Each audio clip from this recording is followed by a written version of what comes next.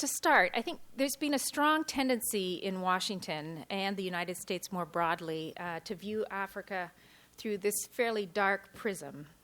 Policymakers, the media, advocacy groups, think tanks, we've all tended to focus on the crises, the conflicts, the coups d'etats, poverty, underdevelopment, and humanitarian need. The challenges are many, and there is a well-warranted emphasis on resolving and mitigating the impact of these daunting problems.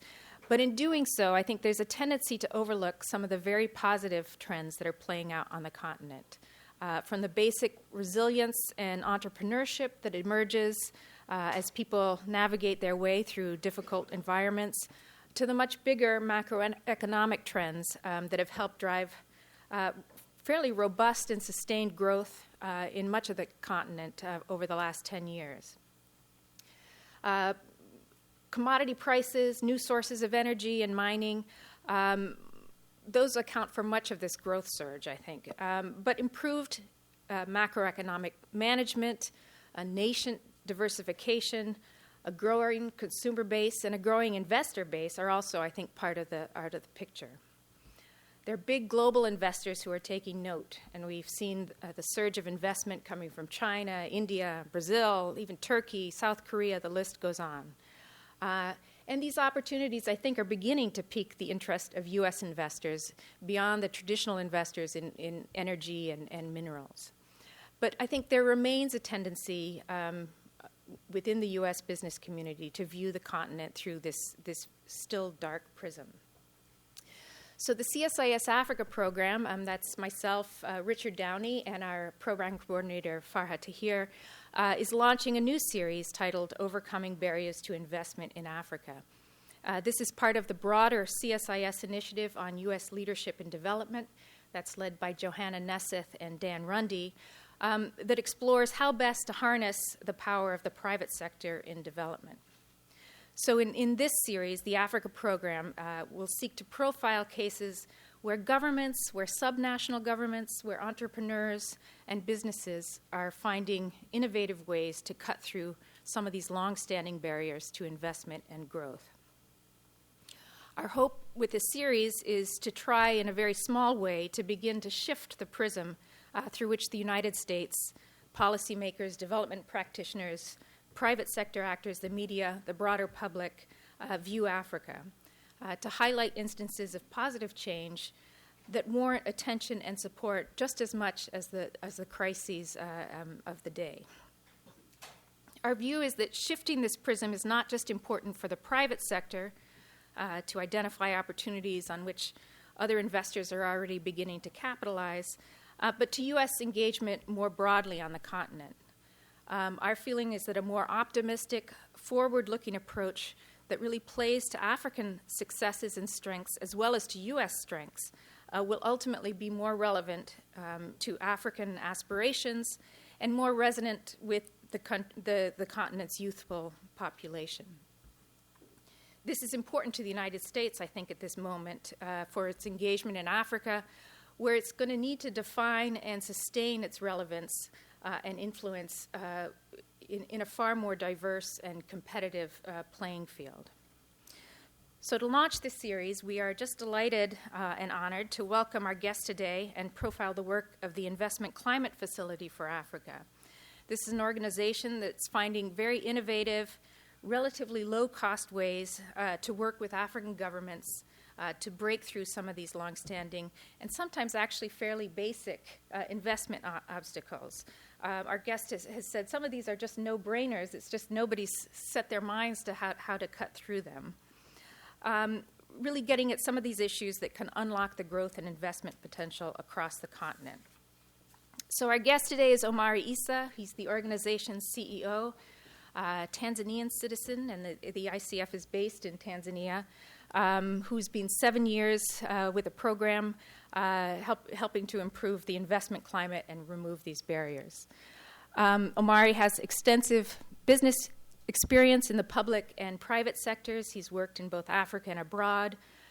First-hand experience of the realities of doing business in Africa. He worked as the executive director and COO of Celtel International.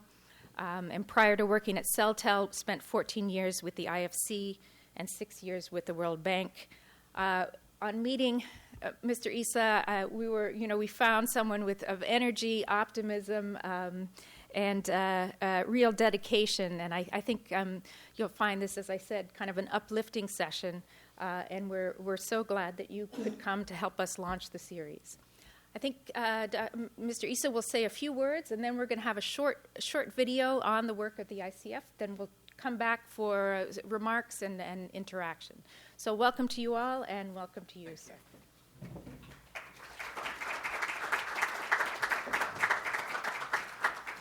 Thank you very much, Jennifer, and thanks to your colleagues as well. Thanks to CSIS for the warm hospitality. I've been working with them for now two months. I was here in February. We had a half-hour session, and they were very excited with what we're doing. I hope you will also be equally excited, if not more. For an audience like this one, it's really very difficult to gauge at the beginning the level of interest. Some are particularly interested in certain sectors, others in countries, others in just development issues. So what we did at ICF to be able to cater for an audience like this one, and there was a similar audience in The Hague last year, we developed a video that runs for about 20 minutes. It gives you a flavor of what ICF is, why ICF was set up, where ICF is doing business, and the reaction from those who have interacted with ICF. It's about 20 minutes long. I hope it will be exciting, that you will be able to be as active in the 20th minute as you will be in the second minute. And then after the video, we'll project just one or two slides to show you the results of a few projects before and after, so you can see the impact or the projects that we have supported have had on the continent and in the specific countries. And thereafter, I would really like it to be a very interactive session. So I will speak very briefly after the video and after the slides, so as to allow a lot of time for interaction. Thank you very much.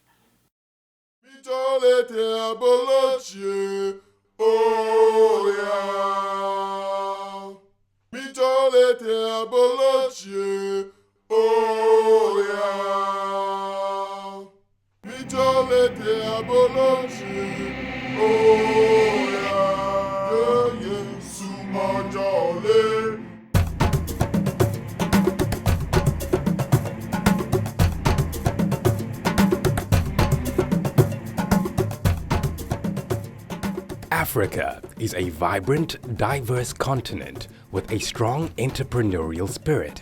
It offers enormous potential for both domestic and international investors and has been steadily delivering economic growth for the last few years. Africa is rich in resources of all kinds. Africa is growing extremely fast, and for investors both from within and outside, it's the right place to be. However, despite its potential, Sub-Saharan Africa is consistently rated the world's least business-friendly region, with significant implications for economic growth and long-term poverty alleviation. If you think about what slows down business anywhere in the world, but certainly in Africa, it's the real difficulty of getting things done. It's the registration of your business. It's the commercial courts and how slowly they work. It grinds people down. ICF is working with receptive governments in collaboration with the private sector to try and address these issues. The Investment Climate Facility, or ICF, became operational in July 2007 as a public-private partnership to remove barriers to investment in Africa. Origins of the ICF go back to the Commission for Africa, which reported to the G8 meeting in Gleneagles in 2005. And essentially what they were saying is the best way to alleviate poverty and spread prosperity in Africa is to help Africa to grow economically. One of our findings was that although Africa and many African countries have vast natural resources, they have labor resources, but they do not have a business climate that attracts both the local investor as well as the external investor. ICF works to deliver fast, meaningful, and sustainable improvements to the continent's investment climate. Working in partnership with African governments, ICF project activity delivers practical improvements to the local business environment. Such improvements can significantly empower Africa's small and medium-sized enterprises, as well as increase investment levels by improving the continent's reputation as a place to do business.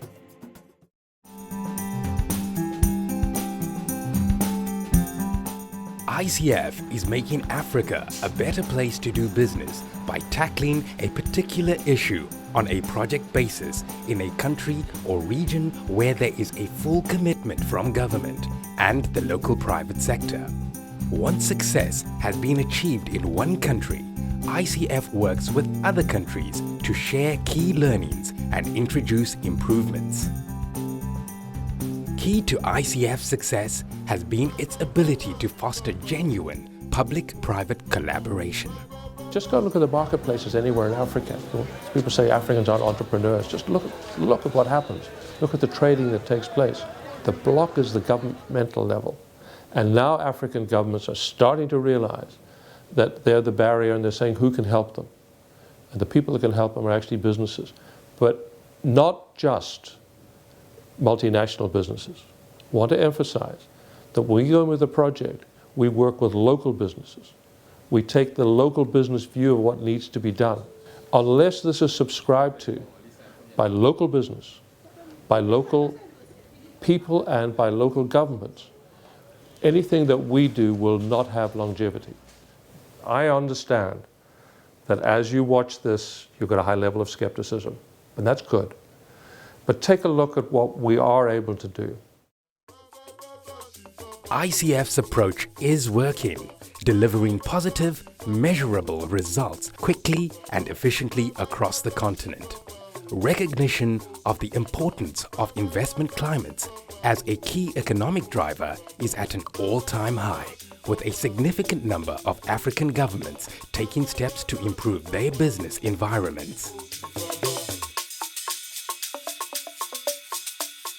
ICF takes a thematic approach to project activity, concentrating on those it believes will have a maximum impact on the investment climate.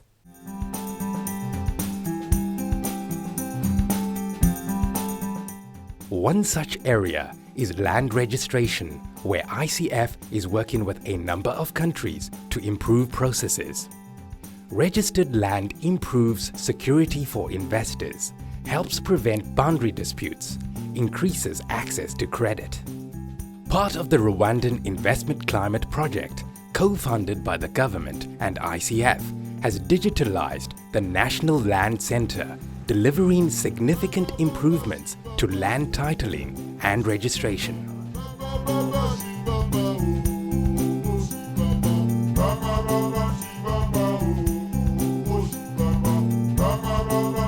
Out of the many services offered is the indexing of land files of the 3 districts of Kigali. Indexing being a process where data from hard copies, like paper files kept in archives, is converted into a format that can be stored onto a computer so as to avoid problems like backlog. It's a lot easier now because we have the information stored in our computers, and we have registered every citizen who comes to us with the rightful documents. Other problem we faced are when 2 or more people would dispute over one plot, but now we know the rightful owner of the plot according to the information we have stored in our computers. With the project, we now have shortened up the time taken to register a property. So for a business person, it's very important when the time is reduced it saves money for the business, and it improves the business climate. But today it is easy to get the land documents. In business, time is money.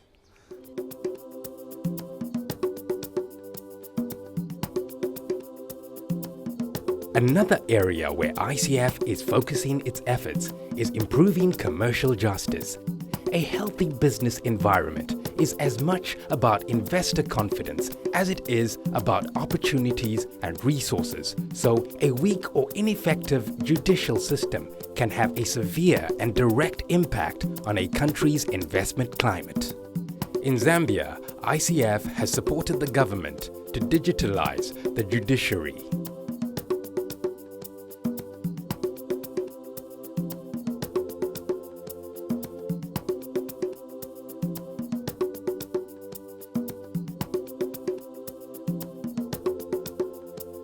As a judiciary, we think that it's a very, very important project.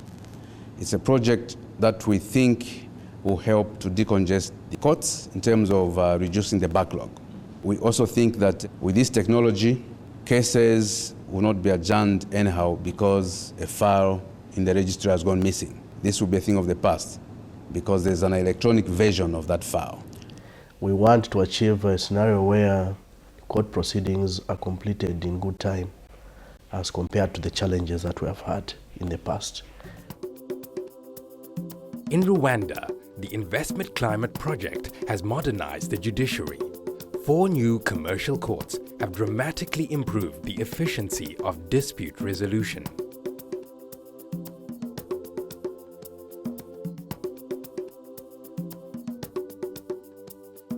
Besides equipping the commercial courts with furniture, IT equipment, internet facilities, we have also managed to acquire the digital court recording equipment, which helps to capture the audio and visual part when the court proceeding is taking place. Before it was really a big problem because, you know, in business, time is money, and when we used ordinary courts, it was not easy for us to get a kind of the judgment, speedy judgment. The investment climate has to be improved because we live in a globalized world. Now it's all about competition. If I were an investor and I thought there was a poor investment climate in Rwanda, I would never invest my money here. If there's not fair justice in this country, if there is corruption, if there is not good governance, the investors will never come here. They'll go elsewhere. But it's lucky that we have good governance. Now we have an improved investment climate due to all these commercial courts.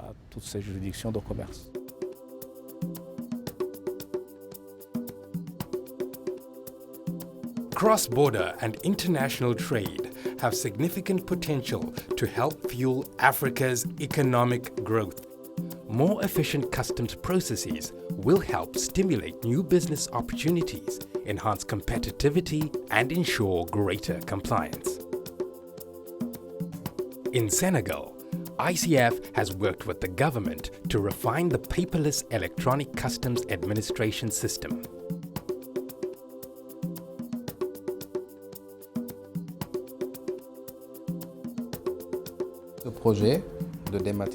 With this paperless project, we became part of the whole logic of the trade chain, both for pre-customs clearance and customs clearance.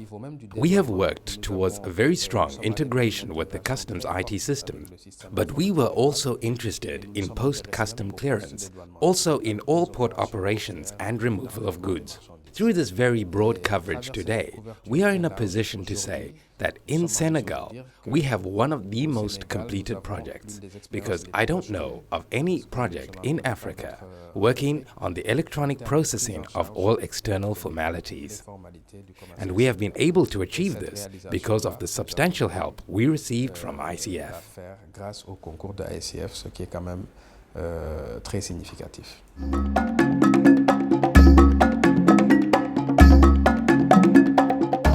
ICF is also improving the transit of goods as well as the region's reputation as a place to do business by facilitating the improvement of infrastructure. In Tanzania, ICF is working in partnership with the Tanzanian police force to improve the movement and security of goods and services. The challenges we were facing mostly were a lot of roadblocks along the roads. A journey that was supposed to take about maybe 2 or 3 days will take us about 5 or 6 days, simply because we have too many stops.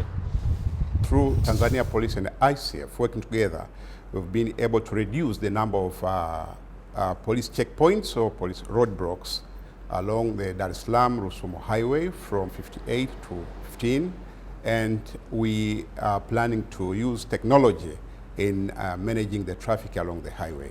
We've been impressed very much by ICF's assistance. The investment climate of this country is improving, so I'm very optimistic that the future of this country will be very good.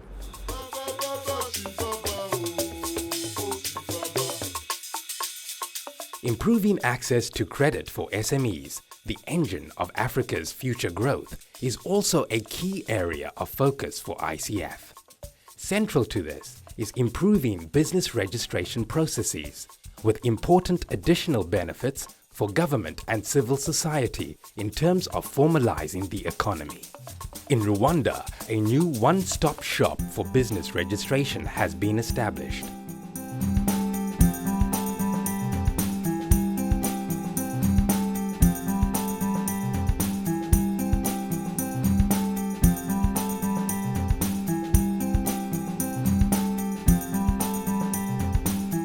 Prior to the Rwanda Investment Climate Project, business registration in Rwanda was extremely costly, very lengthy.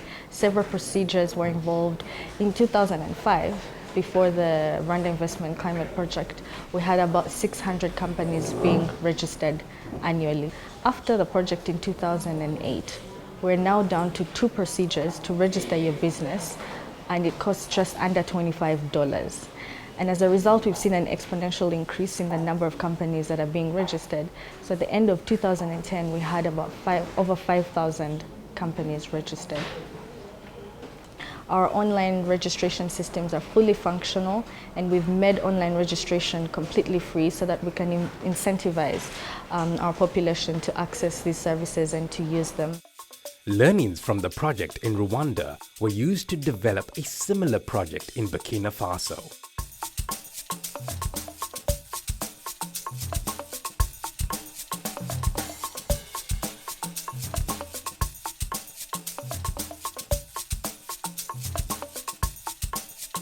Grâce à ICF, nous avons pu visiter cette expérience. Because of the ICF, we have been able to visit this experience, and so we too have learned lessons from this country.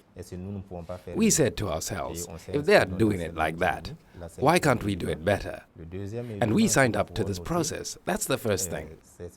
The second thing is this genuine sharing of experiences through the workshops that ICF has organized in Tanzania and elsewhere, which we have been able to attend.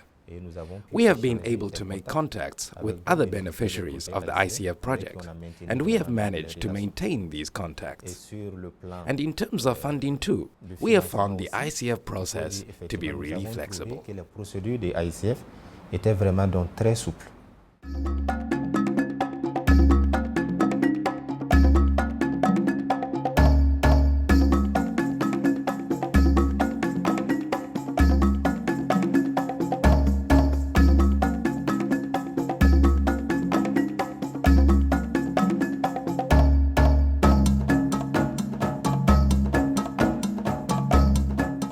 ICF prides itself on its fast, flexible, and results-oriented approach that is delivering tangible improvements to the business climate across the continent, and demand for ICF services is accelerating.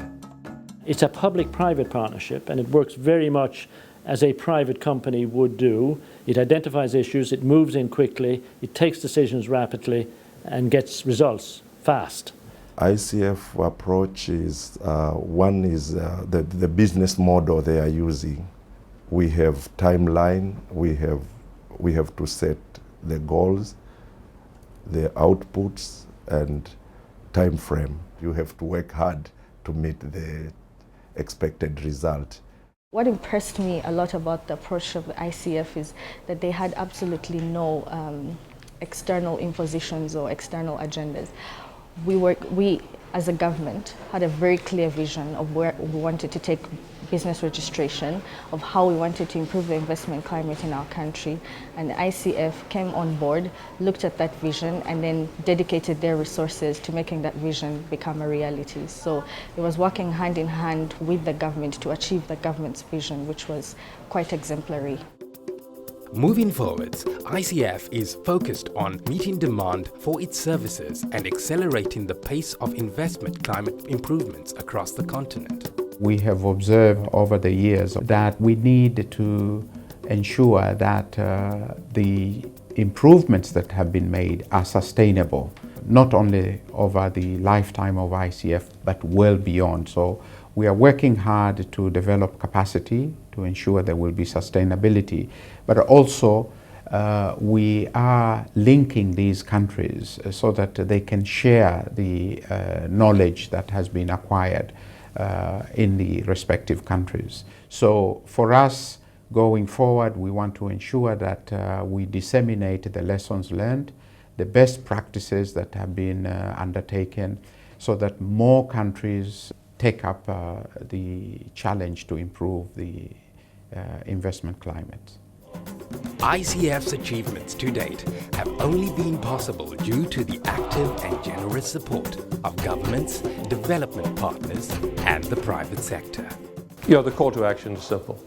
Take a good look at what we're doing and join us. We had a concept which is now proven in practice. The work which has been done in partnership with government and hand in hand with the private sector is demonstrating what can be done quickly to improve the climate for investment in meaningful and measurable ways. And this is freeing up local business.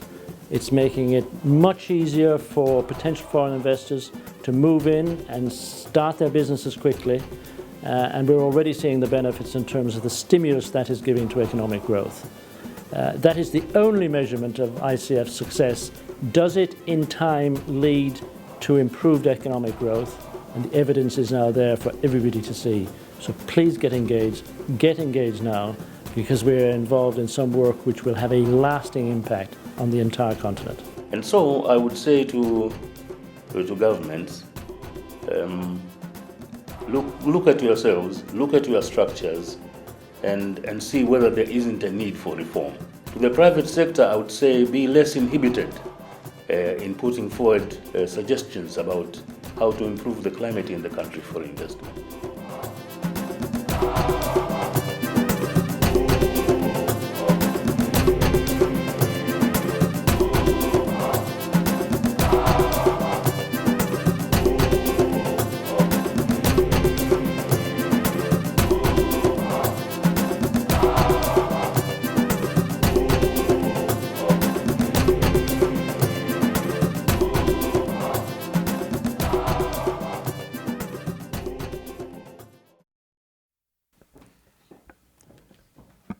Thank you very much for staying on. I think you've been able to see the results of some of the projects, not all the projects. Since putting this video together, more countries have come on board, in particular Tunisia and Nigeria. So we have projects in those countries that they are not on the map that you saw. Instead of 40 projects, it's now 47. Instead of 29 countries that are touched by ICF, it's now 32. I think the main difference, I would like to really spend a few minutes talking about, how we do support these countries. It's a very different approach. You heard one of the speakers there, the former co-chair, saying that we actually go out and operate under private sector principles. Now, under the private sector principles, usually people go where demand is. You go to sell your products or to market your products if you believe demand exists. So when we're putting up our strategy in 2007, we recognized that if we wanted to improve the investment climate on the continent, in each and every of the more than 50 countries, we would fail miserably because that is not feasible. We decided to target 10 to 15 countries that we believed were receptive, that we believe were ready, we believe they were willing, and also had the commitment to make the necessary changes. And the strategy was to work with those countries, then to use the learnings from those countries and communicate with other countries that were less receptive and less willing. And within those countries that we identified, we went further and said we would like to identify champions, work with those champions who can actually make the changes possible. It's one thing being told what to do, it's quite another to actually do what one wants to do. That's as good as my English is. If somebody wants to do something and you're there to help him or her do it, it's a lot easier than to try and tell that person, do it this way. And let me use one example, the example of regional integration and trade facilitation. We all talk about regional integration. We all talk about trade facilitation. This is the big thing. This is the newest thing on the menu, and everybody wants to talk about it. Policymakers all over the world are talking about it. But there are issues on the ground that need to be addressed. Otherwise, these policies will never materialize. And you saw one of the projects there, the roadblocks in Tanzania. Now, we looked at East Africa.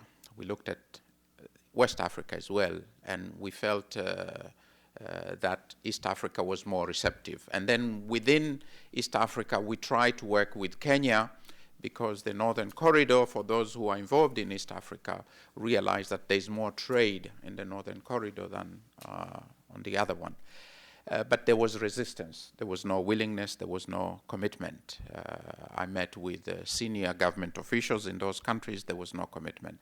And in Tanzania, there was, you saw the Inspector General of Police, who was very receptive. And he said, yes, we want to do this project. You got a glimpse of that project. But in reality, let me tell you, from Dar es Salaam to the border with Rwanda, the border point is called Rusumo. It was mentioned in the video. It's a distance of 1,300 kilometers, approximately 800 miles. There were 58 roadblocks. Okay? This is not unusual. You go to Uganda, you go to Kenya, you go to Nigeria, you go to Ivory Coast, you find these roadblocks. Many of them are not official roadblocks. And you are stopped at one roadblock, you are asked a number of questions. You go to the next one, you are asked a different set of questions 58 times. You saw one of the chairman of the Truck Owners Association saying, you know, instead of 5 days, it now takes 2 days. In a period of 8 months, we were able to reduce the number of roadblocks from 58 to 15. It's very significant. The transit time from 5 days to 2 days. Now, when you're in a competitive market, the 3 days can make or break your business. The cost along the route as well, I think, you know, let's be transparent and say that many of these roadblocks are created unofficially. It's a way to basically sustain people's lives along the route. And removing them requires full support, requires political will at the highest. We've got the President of Tanzania who is fully committed, the Prime Minister is fully committed, and the Inspector General of Police is also fully committed. And the intention is really to reduce within this year the number of those roadblocks from 15 to 7, and next year from 7 to 3. There are many large projects that are being supported by a number of development partners in creating single border posts. So between Rwanda and Tanzania, Rusumo, or between Kenya and Tanzania at Namanga, there would be one place where you can do all the formalities. But the real challenge is between that roadblock and the destination. Okay? And that's what we're looking at. If we can manage to help that, then obviously trade will increase, not only between countries, but also within the country. For example, people living along that route, farmers, traders, and so on, will also benefit. It means they can sell their goods at much more competitive prices than they are able to do today. Now, from the police itself, actually, for them, movement of goods is not the primary objective. For them, safety and security is primary objective. And what will this project do? This project provides the necessary IT infrastructure. There will be a database to be shared by the Revenue Authority, to be shared by the Director of Criminal Investigations, etc. As it is today in Tanzania, if I were to commit a traffic offense and lost my license, I easily go to the next town and get another driver license because there is no information. If goods have been hijacked, there is no information to be shared because all of it is manual. You saw the stacks of files. So the benefits go well beyond just moving goods between one point and the other. Now, many people have criticized us for not publicizing the achievements that have been achieved so far. Very few people know about ICF. But we took the decision early on that we are not going to publicize ICF until after we begin to see results on the ground. In the video, you saw that 12 projects had been completed. That was midpoint last year. Now we have more than 20 projects that have been completed. And for businesses, if there is anybody here in business, I think one of the biggest concerns that we have witnessed going from country to country is contract enforcement. People are hesitant to invest because they say, look, the judiciaries are very slow, they are not transparent, and it takes years to resolve a dispute. As an example, in Rwanda, when we started, there were more than 3,000 commercial disputes that had been pending for more than 5 years. All those disputes have now been resolved. In Zambia, when we did the due diligence 3.5 years ago, all the proceedings in the courtroom were manual. 65% of the judge's time was spent on actually recording or writing down what was being uttered in the courtroom. If you go into the courtrooms today in Lusaka and now in Ndola, everything is state-of-the-art. The judges have screens in front of them. The lawyers representing the parties have screen. But in addition, there is a screen as large as this one for the public. And as the person in the courtroom speaks, whatever is spoken is captured digitally and projected. It's live for everybody to see. And at the end of the day, a CD is produced. So the transcript is available at the end of the day. It's impossible to tamper with evidence. The process is much faster. Judges then don't have to go and summarize the deliberations in the courtroom. the process moves much faster. You heard from the business people in Rwanda, the same in Zambia. So this is happening in more countries, and what we are doing, what you also saw, is we are trying to share all the good stuff between countries. Zambia learned from Tanzania, Tanzania learned from Rwanda, Mauritius is doing a mediation center after having seen what Rwanda had done. Land registration is in Burkina, in Sierra Leone, in Rwanda. And we are continuing to share the knowledge. Now, perhaps the last point I would like to make in terms of knowledge sharing is that we have recognized that actually you can get these projects implemented fairly quickly, but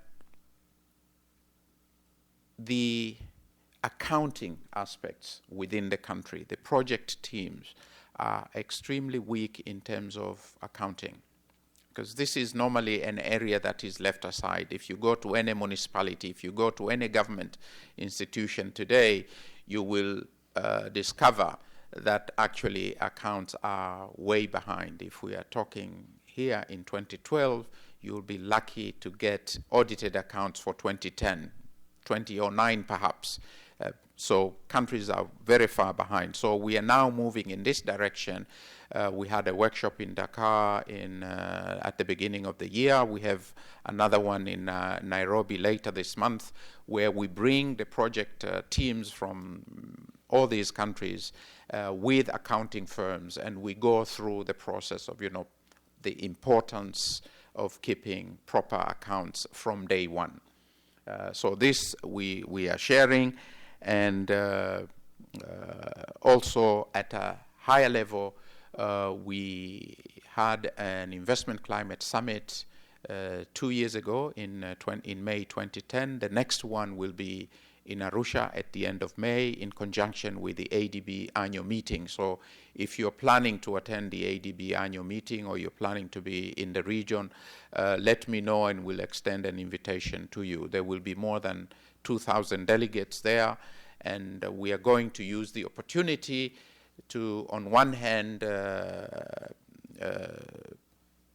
continue to press on governments to continue to improve the investment climates, and on the other, to also plead to businesses to begin to respond to these measures that are being taken. In our view, the investment climate is improving. When we started with Rwanda in 2007, it was ranked at 167, I think, in the Doing Business indicator. Today, Rwanda is at 45. We look at Burkina Faso, Liberia, Mauritius, Zambia. All these countries have moved up in the rankings, not only in Africa, but globally. So the climate is improving, and we plead to business people represented here to respond by investing. Let me turn it to you if you have burning questions, if you have comments, if you have suggestions. I'll be more than happy to respond where I can. Thank you very much. Yeah, I think better. Pull this back.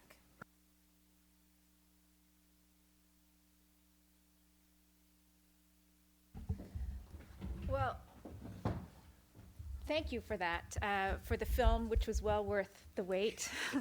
CSIS has a bottleneck on the technology aspect, so maybe you can work with us to break it. I wanted to. It sounds like more and more countries are kind of approaching you rather than you going out to the countries. And for example, Nigeria, how did that work? Are you working at the federal level? Or are you working at a state government level? Or do you work solely at the national level? Or how does that process come about in working with the countries? Is it something they already have in mind, or do you sit together and kind of analyze what best you can do and what best the needs are? Thanks, Jennifer. I think what I said earlier is that we look at countries, and then within countries we look at champions. Okay, so I use the example of Tanzania, where we've got the Inspector General of Police as the champion. Now, in the case of Nigeria, it's a very large country. The needs are enormous, and we were looking for champions within Nigeria, and we found two governors, one in Lagos, the other one in Edo State.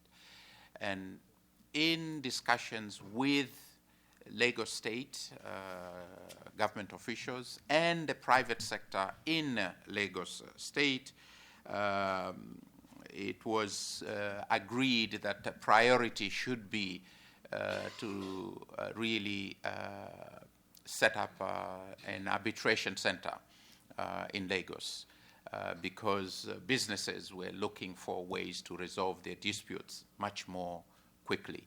So fortunately, we got board approval last week, and we will be working with Lagos State to set up our arbitration processes. And we are, in parallel, we are talking to Edo State, and I cannot say in which area we will help because that depends on the demand on the ground.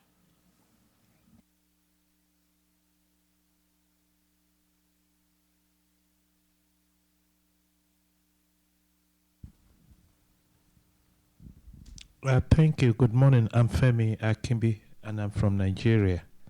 Thanks for your effort. I think it's a job well done. My question, Jennifer, I've kind of covered some of it. In Nigeria, I would like to see you kind of work with the federal level. And if that is not available at this point, I could make that access available. I'd like to know if you have any programs in the area of IT technology to help alleviate some of the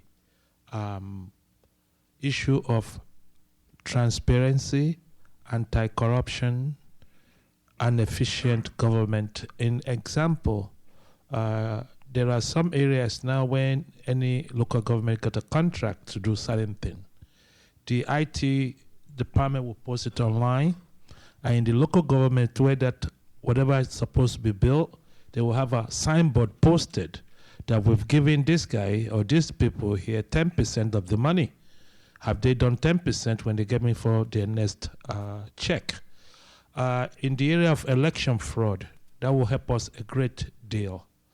And lastly, I'd like to know if you have any new program in regional infrastructural development finance scheme. Thank you.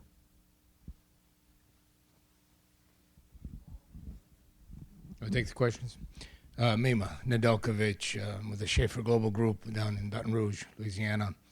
We're an agri-industry, both farming and processing.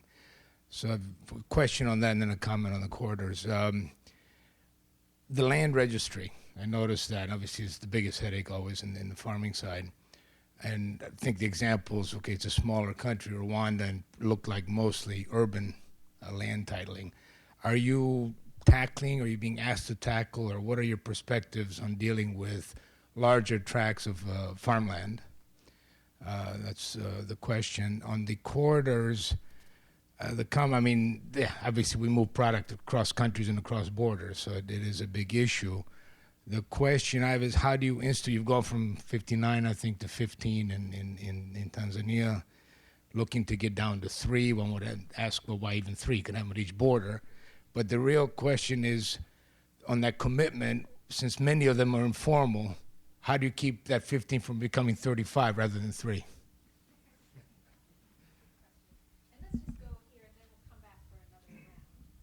Hi, I'm Justin Tinsey with the Corporate Council on Africa. My question is about your partners and who you collaborate with, namely other development institutions. What success have you had so far in your collaboration efforts, or if you have, and what hope is there that there'll be more collaboration? That's it. So let's take those. And on Femi's issue, one of the things that a number of folks from the private sector have talked to me about is the procurement systems generally, and kind of the opacity of that, the slowness of that. So I think that tacks on a little bit to what you were talking about. Okay, that's a good set of questions. Yeah. If if you look closely at the projects that we have supported, be it land registration, business registration, roadblocks, customs, tax administration, commercial justice, modernization of judiciaries, a significant part of what has gone into those projects is actually IT. And when we started, there was skepticism, even criticism, that we were actually funding IT, that the projects were about IT. And our position, which we tried to explain over and over, was that actually we were trying to get people to do business differently. Instead of filling in a form like customs in Senegal, you fill in forms for 7 agencies, and you deal with one agency. After you are done, you go to the second agency, you fill the second form, then you go to the third agency, and it's 7 times. 80 to 90% of the information on each of the 7 forms is the same. So you repeat that information 7 times. But at each point, there is potential for bribery. You want your form to move much faster, pay a little bit. Delays and so on. So we worked together with the customs authority, with the private sector in Senegal, and it was agreed, including the banks, to have only one form that is filled at the same time and emailed to all the 7 agencies simultaneously. So the process that used to take days now takes 7 hours, maximum 7 hours. You lodge in your application in the morning with pre-clearance, then in the afternoon, including the payment at the bank, you get acknowledgement. It's done. So that's how we're working with IT. For each specific project, we are introducing new ways of doing things. The roadblocks, if I can link that up, the 15 stations along that route, the police people have BlackBerries with information about a truck, a driver, the goods on that truck. And we have in our agreement that if the number of roadblocks come up, then we give the police 7 days to address the issue, and if not, we suspend or cancel our support to the police. We engage independently consultants who jump on those trucks and go and actually give us a report that, look, I was stopped here for 2 minutes, I was asked to pay $50, or 50 cents or $1, and so on. So we've got the monitoring aspect on that. The same with the judiciary. Everything is now IT. It's very difficult to tamper with evidence. Now, we cannot do everything in a country. We are a small entity. We are supported by a number of development partners. And what we do is collaborate very closely with them. So, give an example. In Liberia, where USAID, the World Bank, DFID, the Africa Development Bank are helping to modernize the port of Monrovia. I went there 4 years ago and went through the port of Monrovia, spent 3 hours from beginning to end, and as I was about to leave the port, I looked puzzled and I asked the Commissioner of Customs, I said, did I overlook something? Or is this the correct situation? And he said, what do you mean? I said, I didn't see a single computer, didn't see a laptop. All I saw was stacks and stacks of files. And you're modernizing the port. It will take 5 years. You don't have a database today. You don't know which container came in when, what value, etc. So we said, look, we can help you. And with a modest sum of $300,000, we're able to provide computers, more importantly, training to the people in customs, and now they have a database. So we work, together with the other partners. They tell us what issues there are. For example, many of them are now asking us to go to South Sudan and help with the judiciary. because they feel this will be very important for investors going into South Sudan. But the request has actually come first from the development partners, and we've sent a team to Sudan. So we collaborate all the time. Before I come to procurement, infrastructure. We are unable to finance infrastructure because our facility is small. We have support for about $170 million. You can spend that on a single road between Dar es Salaam and Kigoma. So what we are willing to do is actually help with legislation and regulation if the country is willing. What we have done so far is help Rwanda, and we actually looked at the whole continent with regard to power, and we realized that power was very important for investors. Investment climate, to be conducive, you need a reliable power supply. So we looked at the whole continent. Actually, we engaged consultants. We've got the data for each and every country. We came down to 6, and we talked to the 6 countries, and the most receptive was Rwanda. Rwanda said, look, we would like to do something for the sector. So our support is actually building capacity in Rwanda for at the ministry level, at the regulatory level, preparing tariffs, template contracts, and so on, and training people in the power sector. That's what we're doing, and that is facilitating investment from the private sector in the power generation, power distribution, and power transmission. That's what we do, and we've made this offer to other countries, and if they are willing, we're willing to go and extend support. Procurement. Procurement is a bottleneck. And let me use an example. Being Tanzanian, I guess I can say without any fear or anything. We supported the judiciary in Tanzania. And Tanzania has a public procurement act, so they go through procurement in a very rigorous manner. They advertise 60 days, then they go through this process, and the act was put in place through support by many development partners. It's really like, it's supposed to be bulletproof, no loopholes. And they brought in the evaluation report and said, okay, we're going to buy 110 or so computers and laptops and printers and what have you for the 4 courts in Dar es Salaam, 3 courts. We looked at the unit costs and we said, no, this is not acceptable. They said, yeah, we went through a proper procurement process and we said, it's not possible. So we said, look, here you have HP, you have IBM, you have Dell, you have Sony, and you have Canon.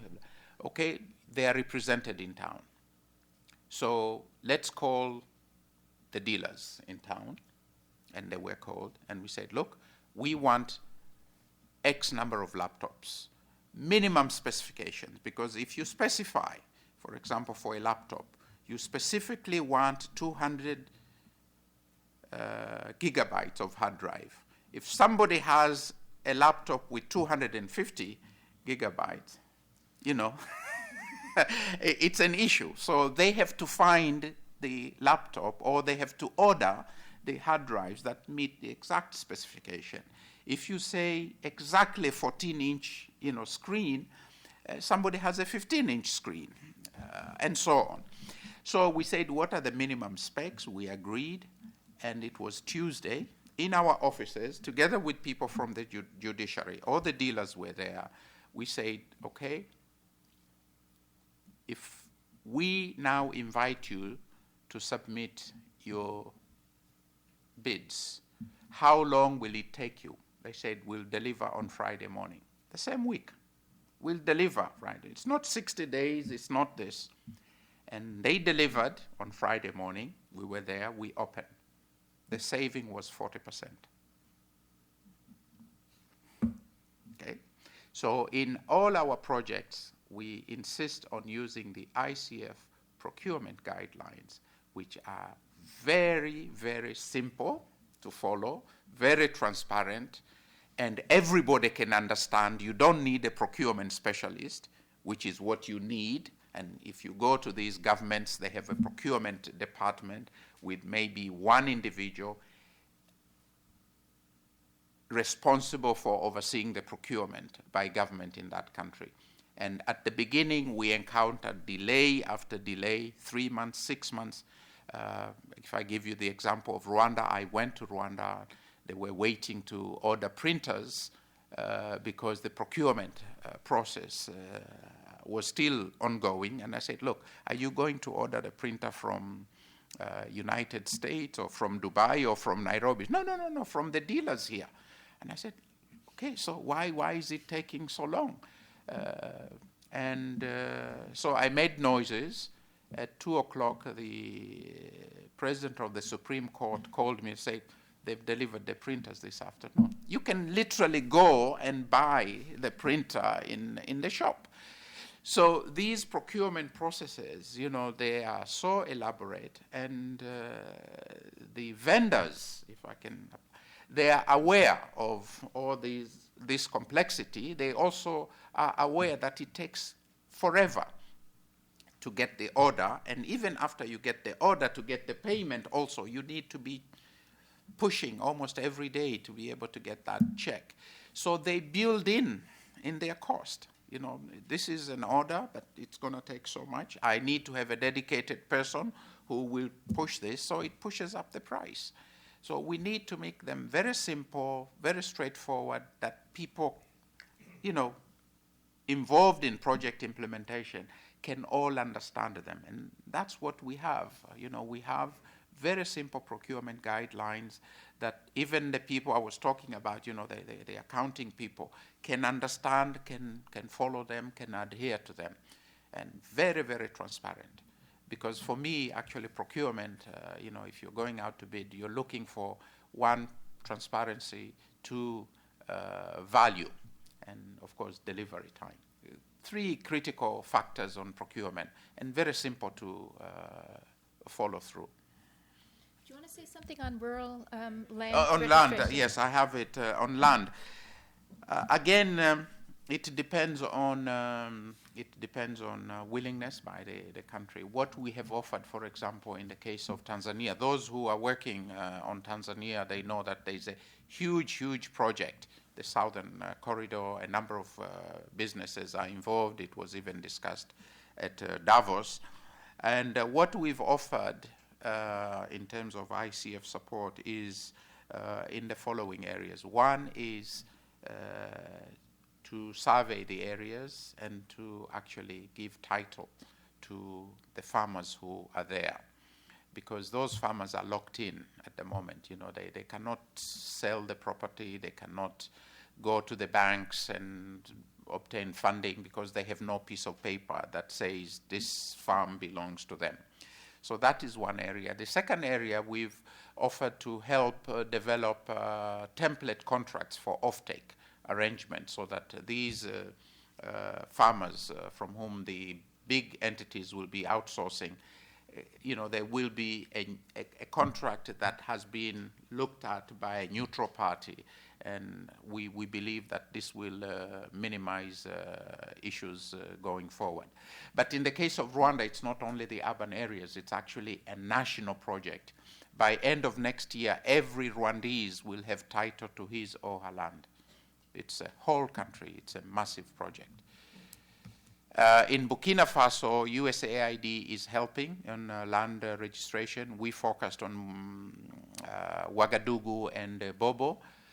And I can tell you, in the last 2 years, there have been more titles issued in Burkina Faso than they were in the previous 30 years.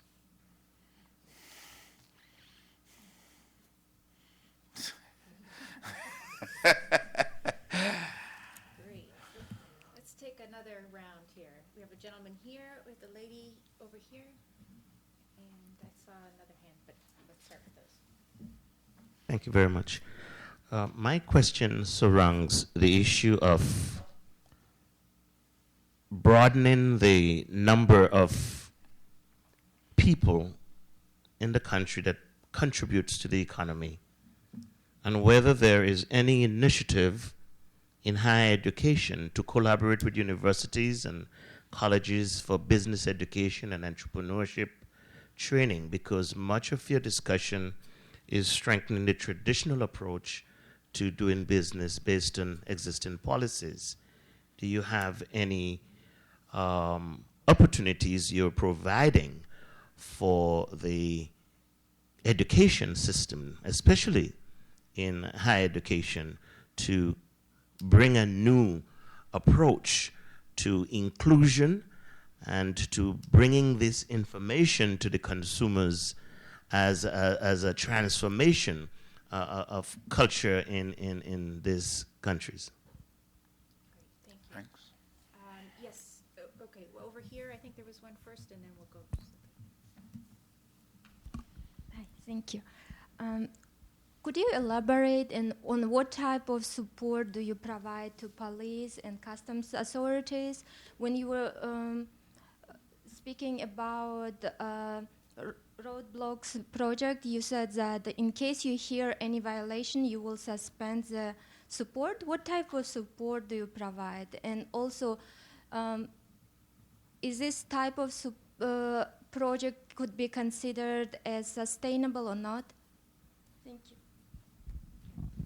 And then one here. You mentioned you have encountered challenges in engaging with the Kenyan government. Has there been any progress in this, particularly in regards to regional integration? And secondly, how exactly is the private sector involved, especially the U.S.? Is it technical assistance or just donations? Thank you. Okay, we'll take one more if you Okay. can handle it through. All right, no problem. David Throop, CSIS. My concern is about sustainability.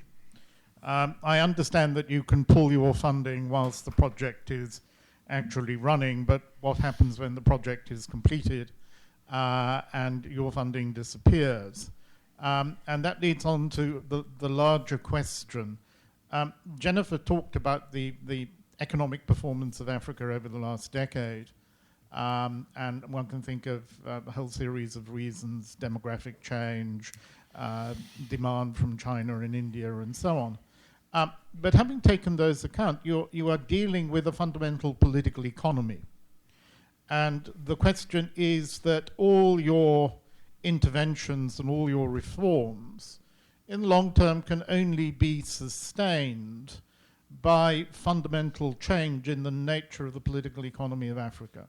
So that the way African governments and African individuals regard the state and regard business is going to have to change. How can you bring about a fundamental alteration in the sort of clientelistic network of politics and business in Africa? That seems to me absolutely key to the sustainability of what you're suggesting. Okay. Let me start maybe in the reverse order. If you go into maybe less Kenya, less Nigeria, less Ghana, but the likes of Tanzania, Rwanda, Zambia, etc., there is a sense that when we talk about the private sector, when we talk about improving the investment climate, we are actually talking about improving the investment climate for foreigners, not for nationals. Why? Because a larger part of the economy is in the hands of foreigners. So long-term wise, if you want to address the issue of sustainability, you want to make sure that the locals actually have a significant stake in the economy. And to do that, there are so many things that one needs to do. The gentleman raised the issue of education. You've got, if you go to a typical African country today, the youth represent, the youth meaning up to 30 years old, they represent more than 50% of the population. Many of them have actually not run a business. Many of them don't know how to run a business. Many of them cannot prepare a business plan. But you have barriers after barriers. These individuals cannot enter the mainstream line. These individuals cannot start a business. You saw in the video, in Rwanda, it used to cost $443 to register a business. We've just finished a project, first phase of project with OHADA, where the minimum requirement to start a business was $2,000. These young people coming out of university schools and so on, they don't have $2,000. They can't start a business. They can't register a business because the minimum requirement to start a business is $2,000. They don't have that. We've worked with OHADA, and now legislation is in place in the 17 countries. You can start a business with $100. It's a beginning, so you begin to bring people in, and then you train them, the education. You have to involve the education system from, business planning, business management, etc. And these skills are not there. So, ICF on its own cannot do all these things in a span of 7 years. And we are saying we will tackle the areas that affect businesses most dramatically. We've talked about business registration, land registration. The only collateral an average African has is land. Okay?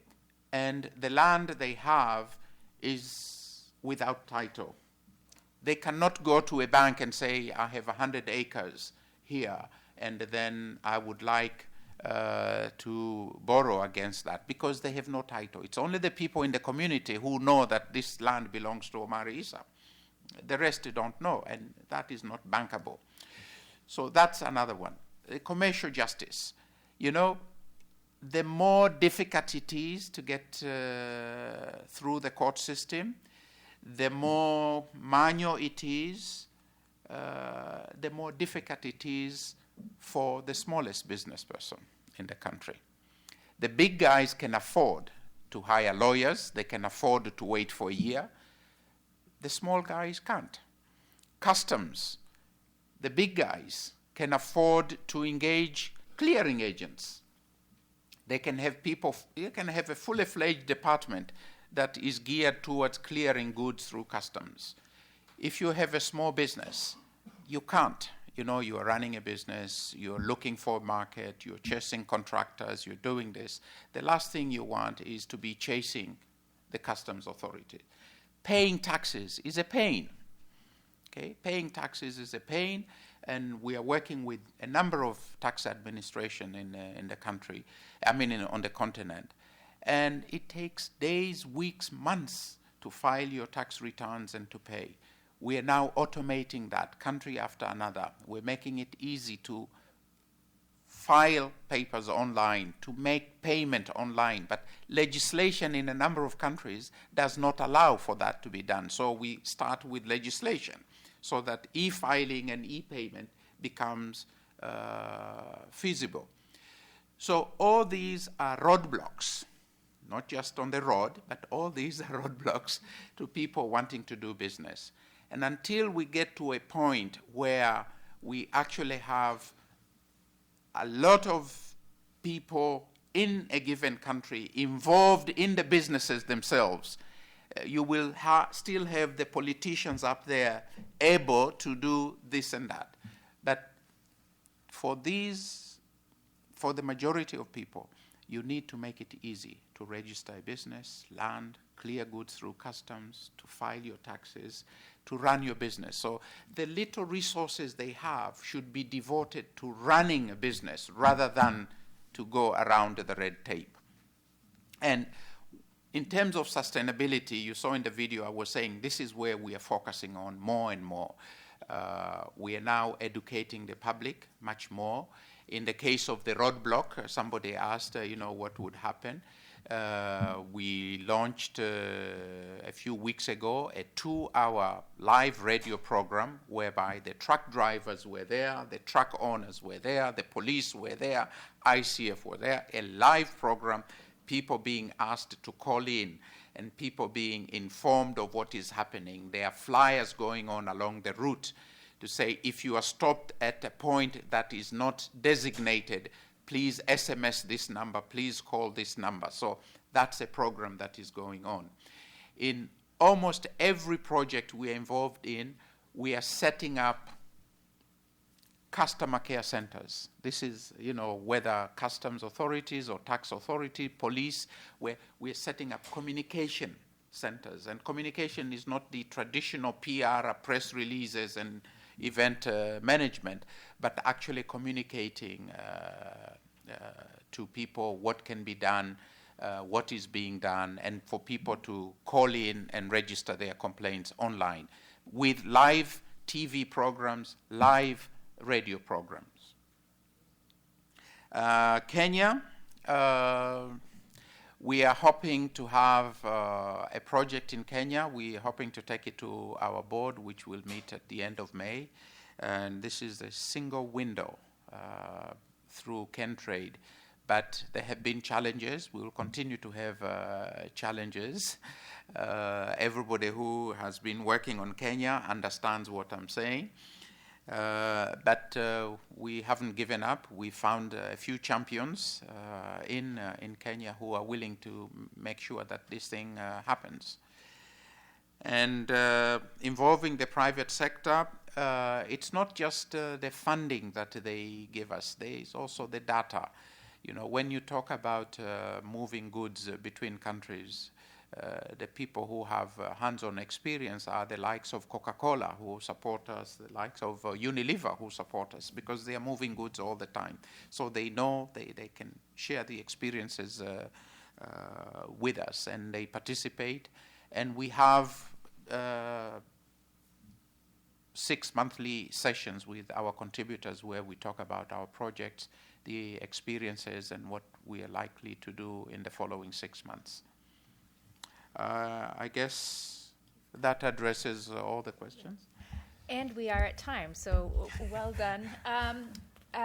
Thank you very much. I think that was great, and I think the idea of kind of building this constituency and changing expectation among kind of the small business men and women, in terms of kind of changing demands on the government. I mean, I think these ICF can't do everything, but it's kind of chipping away in that way. And I hope that your work will expand, and I hope it inspires other groups to be kind of taking the same kind of hands-on, basic, get at the basics first approach.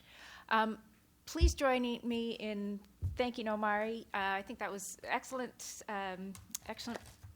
discussion, and we'll look forward to seeing you back in Washington and hearing the continued progress of ICF. Thank you very much. Thanks very much.